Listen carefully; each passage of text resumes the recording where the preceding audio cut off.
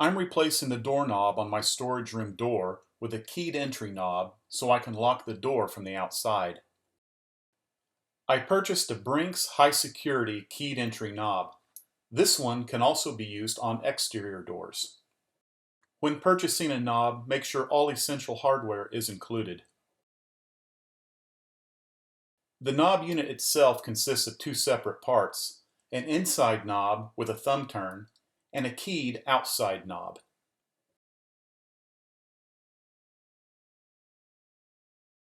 This is the one that I'll replace. Note that it is not a keyed entry knob. Doorknobs vary in design and disassembly. Some will require extra steps, but in general the disassembly is fairly simple. This one has two screws on the inside that hold it in place. While holding the outside knob, remove the screws using a screwdriver or a drill driver.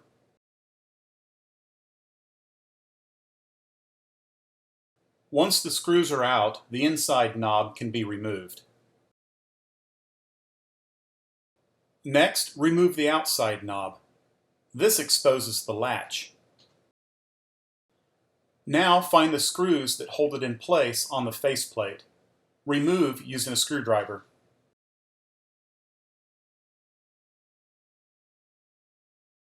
The old latch can now be easily removed. Next, take the new latch and note the proper installation position. The curved side of the latch bolt should always be installed so it swings into the strike plate on the door jamb. This latch can also be adjusted for different size back sets. Back set is the distance from the door edge to the center of the hole. The latch can be adjusted to fit either a 60 millimeter, which is most common like this door, or a 70 millimeter back set. To adjust for a 70 millimeter back set, move the black adjustment part with your finger towards the latch bolt. Move towards the rear for a 60 millimeter back set. This will be important later when I install the knob. Another modification is to match the faceplate with the recess in the door.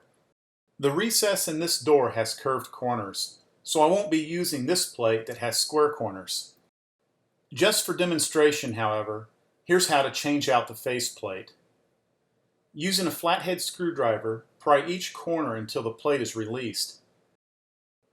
Switch out the plates and snap into place by squeezing them together.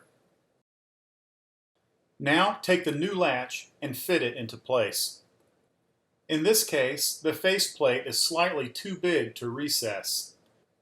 The recessed area will have to be enlarged in order for this to fit properly. To do this, center the faceplate and hold it securely in place. Trace around the perimeter with a pencil and remove the latch in order to expose the markings. Use a wood chisel to shape and clear out the recess. Then return the latch for a perfect fit. Next, obtain the two small screws that came with the kit and secure the latch through the holes in the faceplate.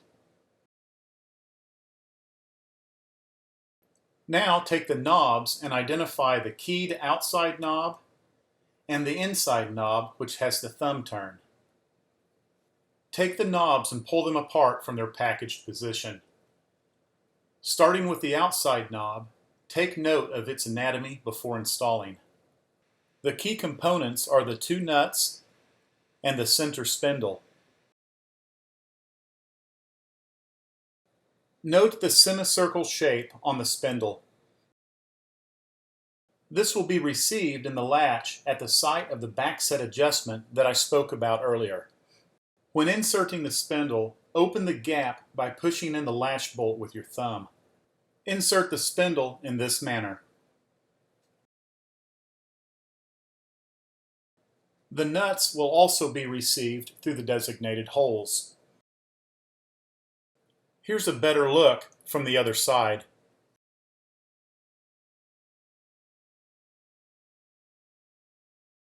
Next, take the inside knob and slide it over the spindle. Turn the thumb turn until it finds its keyed position. Then push the knob flush with the door. Obtain the 2 machine screws. Thread them to the nuts through the holes in the rows. Tighten the screws firmly using a screwdriver. Next, test the lock and knobs, making sure the latch bolt functions properly. The strike plate can now be replaced if needed. In this case, the existing plate worked fine, but just for demonstration, I will replace it with the new one. Remove the 2 screws from the plate and set aside. This is the new strike plate. The kit came with 2 mounting screws that can be used. However, I'm going to use 2 long deck screws instead. These screws are long enough to reach the door frame studs, which will add more security. And finally, check the function of the knobs and latch. The door can now be locked.